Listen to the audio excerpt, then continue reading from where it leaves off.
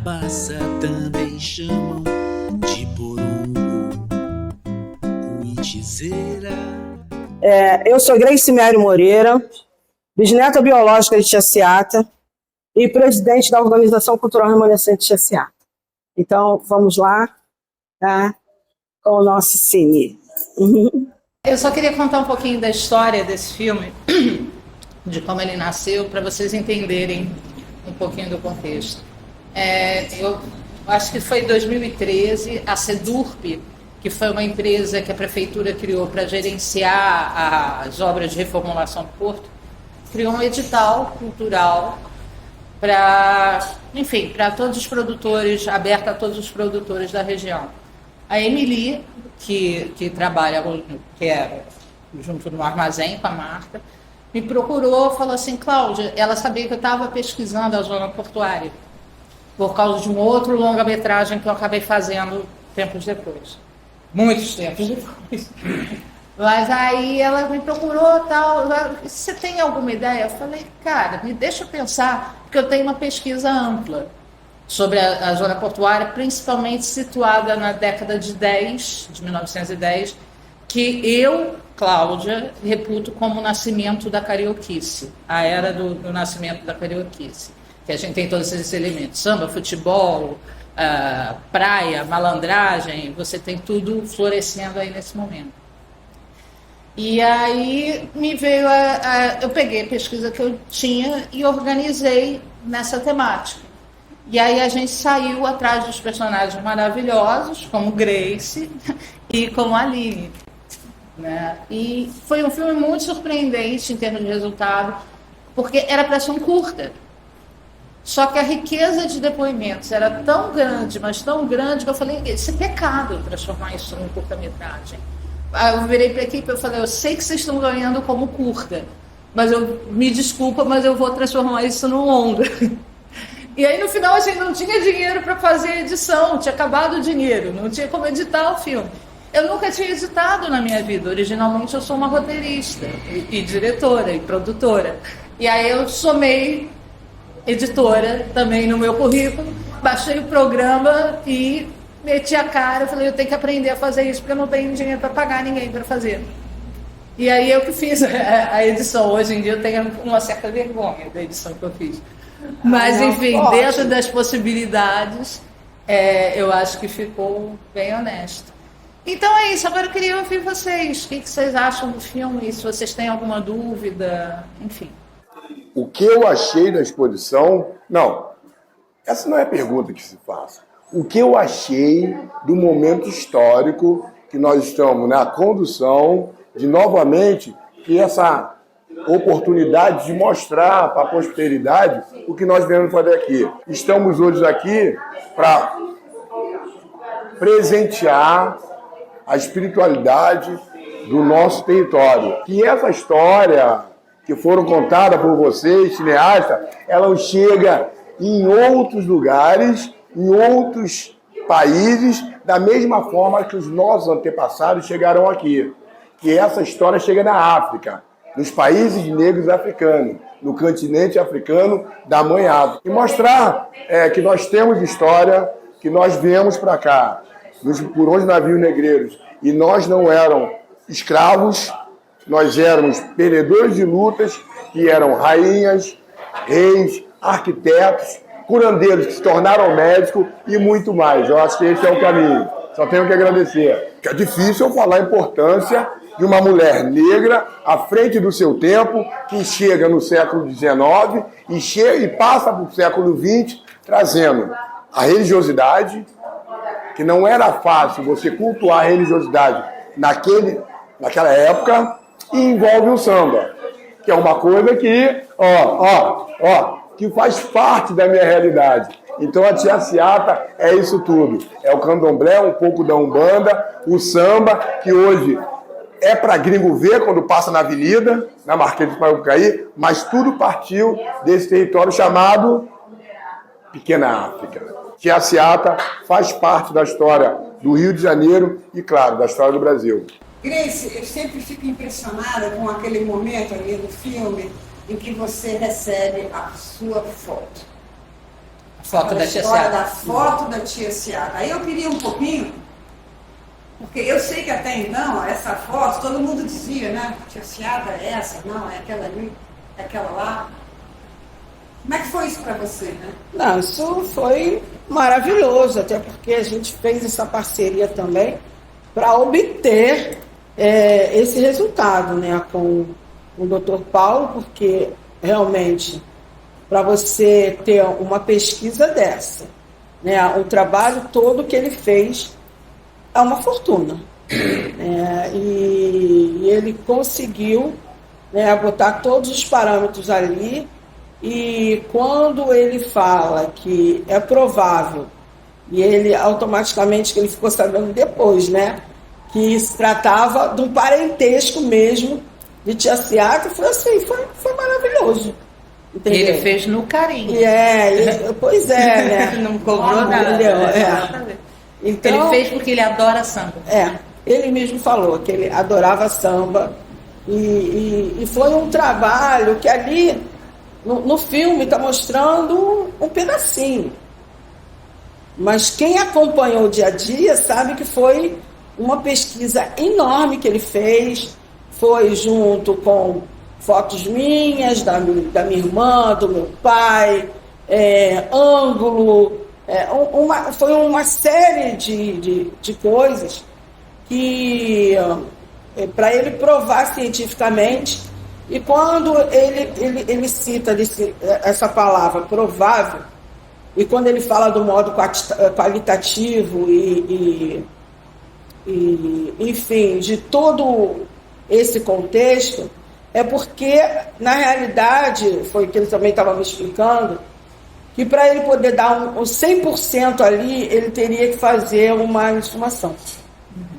Né? Uma exumação, e uma exumação não era viável naquele momento e tudo, mas que tudo levava a isso, e foi através de todo esse trabalho que ele fez, né, bem detalhoso, que nós conseguimos atestar a foto e também registrar também ela, né, está dentro do NPI, como marca, não só o nome, como a foto. Então isso foi bem gratificante, isso. Até porque existe várias referências falando na indicação, essa daqui é tia Seata, essa daqui é tia Seata, mas dentro de tanto da nossa pesquisa, da Casa tia Seata, como a dele, não tem nem como contestar. É porque, só para contextualizar, é porque antes do filme, antes da gente fazer esse trabalho junto com esse... esqueci qual é o nome dele, não sei o que, Florense. Antropólogo Florense. Não sei o que é Florense, a especialidade dele, né? Mas, antropologista Florense, acho que é isso. Antes da gente fazer esse trabalho, você tinha toda a foto de uma negra quituteira, vestida de baiana, da década de 10, diziam que era a tia Seata.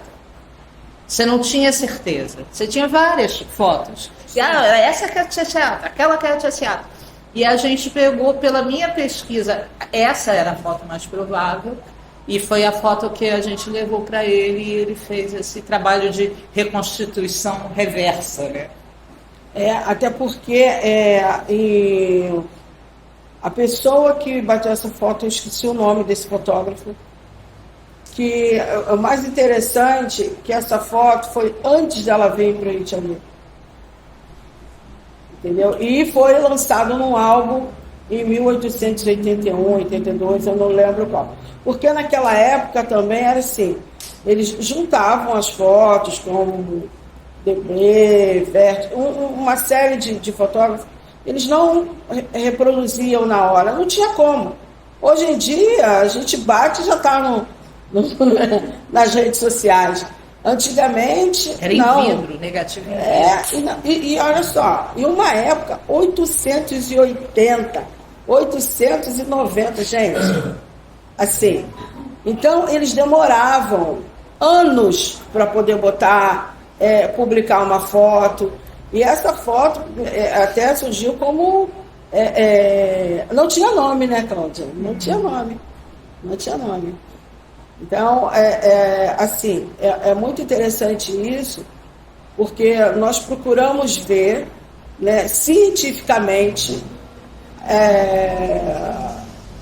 atestar a foto. Não foi uma coisa só de pesquisa, né, de sair em campo. Não foi só pesquisa. Foi também cientificamente. Então, isso é bem legal a gente frisar, né, Cláudia? E eu fiquei, assim, muito feliz. E isso não estava no roteiro, isso é aquelas surpresas de documentário, né? Uma coisa vai puxando a outra. Então vamos levar para esse cara, vamos ver. Se ele topar, vamos ver se ele vai. E deu certo. Caraca, muito tempo naquele consultório. Vários dias. Indo e vindo. É uma coisa assim, mas é super relevante a gente fazer uns trabalhos assim de reafirmação, de quebrar paradigmas. E as pessoas também, porque às vezes a gente sabe que, por mais que todos trabalhem, tem sempre aqueles que, será? Mas será não. Não é será. Agora podemos dizer que é fato. Existe aqui a única foto de Tia Seata que existe no presente e podemos ver com ela as coisas dela no início do século XX. Ela tem o pano de costa, foi feito na África, acho que sim. Ela tem essas colares de prata também. Ela tem um vestido de branco, porque ela era fundadora dos baianas, da cultura baiana, aqui no Rio de Janeiro. Temos também essas fotos de sambas de roda, a mapa da pequena África. Você vai entender, sim, a fundação da cultura carioca, da cultura brasileira aqui, na casa de Tia Seata. Quando falamos sobre a história negra, a história da África, a história da diáspora africana aqui nas Américas, a Tia Seata tem muita importância. Sou dos Estados Unidos. E quando nos Estados Unidos estamos falando sobre a história negra, temos alguns americanos, sim? Temos esse preconceito, mais ou menos, que a história negra é uma história pelos Estados Unidos, especificamente. Mas a Tia Seata tem uma conexão com a cultura africana. E a Tia Seata, porque ela era fundadora, tá? De samba, de candomblé aqui. Ela tem relação dos quilombos, da comida. E essas coisas têm conexões à África e são muito populares nos Estados Unidos também. E no Caribe também. E é importante, quando estamos escrevendo a história da diáspora africana, que sabemos sobre essa história em total. Aqui no Brasil, nos Estados Unidos, no Brasil, no Caribe e na África também, tá? Porque ela tem essas conexões. A Praça 11 fazia parte geograficamente da pequena África. Então, é uma cultura que nasce no gueto e explode para a cidade. E acaba dominando a cidade inteira. Mas é uma cultura, né, de gueto. Sim, o samba ele veio, e aí voltando a mulher negra de candomblé, ela era afro-mulher. Candomblé. Sim. Né? E naquela época não tinha banda. Não, eles tinham banda no Brasil. Então, assim, não era conhecida a Umbanda, né? Não, igual a Umbanda tem 100 anos, 100 e poucos anos. Mas é igual. 113 anos. Mas é interessante você falar isso, Germano, porque o que acontece? Quando a gente fala da Umbanda, mais ou menos 100 e poucos anos, de atestado, é igual o samba. Sim. Né? O samba tem um pouco mais de 100 anos, mas na realidade ele tem muito mais. Do registro, sim, de samba, de Umbanda e tudo, a gente tem ali, 1916, o pelo telefone, a Umbanda, depois um pouco, mas o contexto é que, como é que existia isso? A gente só escutava a mídia falar em candomblé, conforme você falou. era só em Candomblé. E quando vai falar também da parte da Umbanda, eu estou falando isso porque eu lembrava do que meu pai falava. E a Umbanda já existia por aqui com os tatás. Eles trabalhavam muito, mas não quando veio aquele caboclo lá em Niterói. Em São Gonçalo, né? Caboclo Sete Flechas. Que aí já deu. Pois é. Aí começou uma outra caminhada da Umbanda.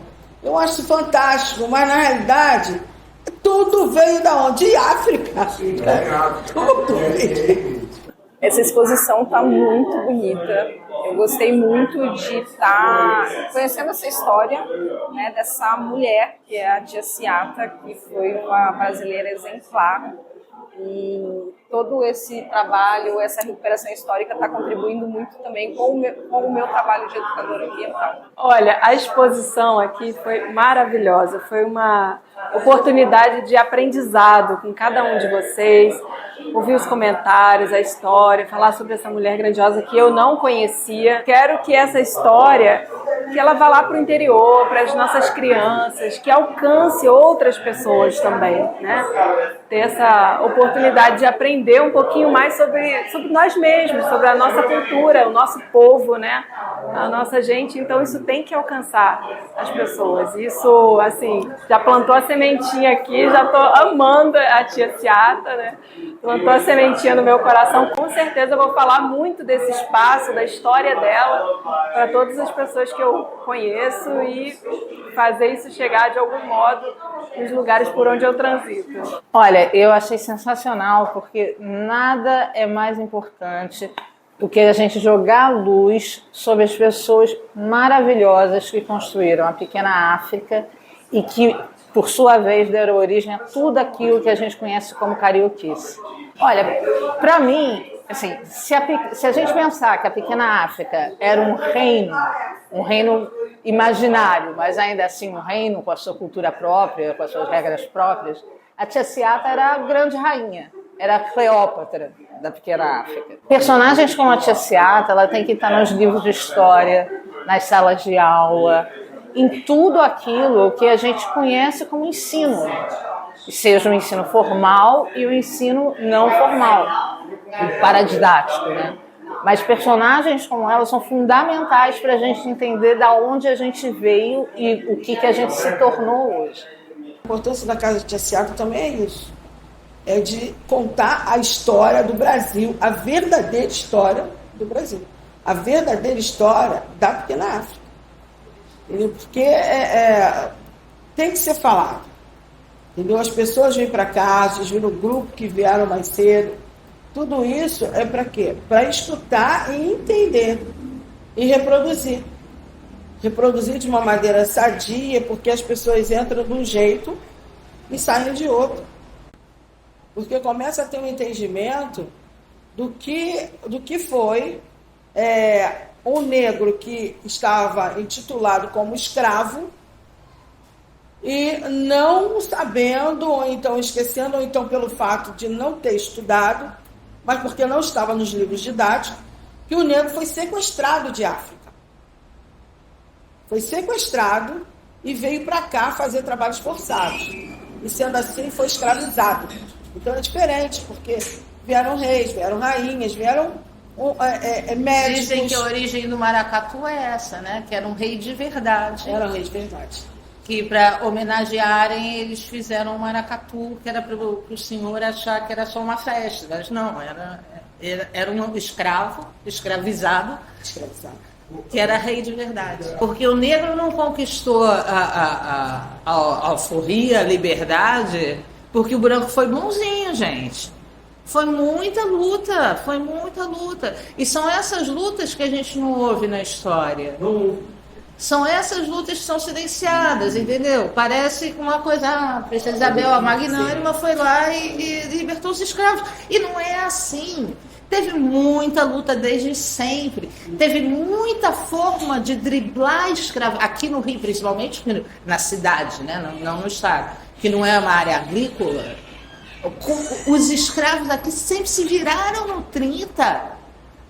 para sair da escravidão. Sempre formavam clubes para arrecadar dinheiro, para ir comprando alforria de um e de outro, e mais um, e mais outro, e mais um, e mais outro.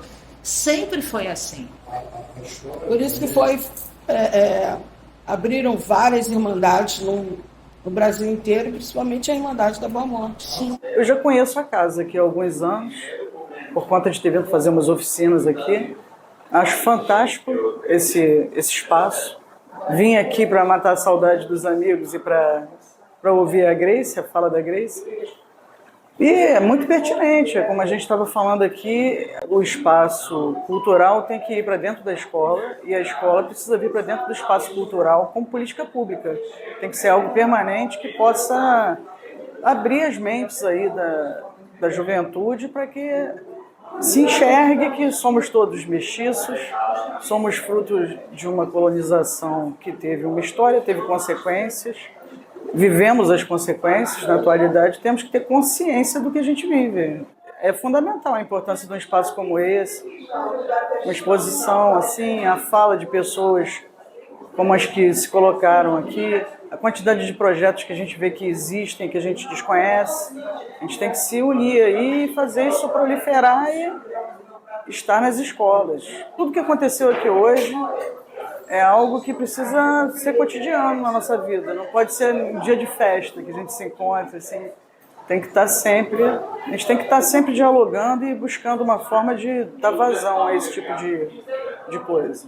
Adorei a exposição, Tiaciata emblemática daqui da região, tudo muito bonito. Estou encantada, vou voltar sempre. Adorei, fantástico. Assim que eu entrei no espaço, eu percebi que, apesar de ser um lugar pequeno, é um lugar muito rico, culturalmente, assim, falando. E a exibição do filme foi maravilhosa, sobre a Tiaciata, muito emocionante. Então, assim, a Tiaciata é muito mais do que uma mulher, do que uma mulher negra, do que uma mãe, do que uma matriarca, um sujeito de grande construção. Ela é um legado histórico, universal, e deve ser respeitada, deve ser cultuada, não deve ser esquecida e deve ser representada. Esta pessoa deve estar sempre na expressão popular, na expressão de modo geral, universal, porque ela é uma grande mulher.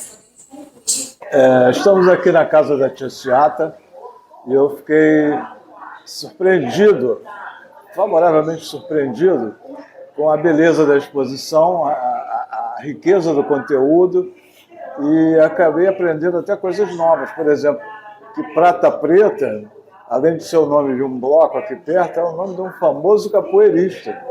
Tem história marcada aqui nos anais da casa da Tiaciata. Bom, foi um prazer conhecer a casa da Tiaciata. Porto da Pequena África, onde o Rio aprendeu a ser carioca. E é isso, um pouco disso tudo que a gente está falando. Foi aqui que o Rio aprendeu tudo da carioquice, nasce aqui, nessa região.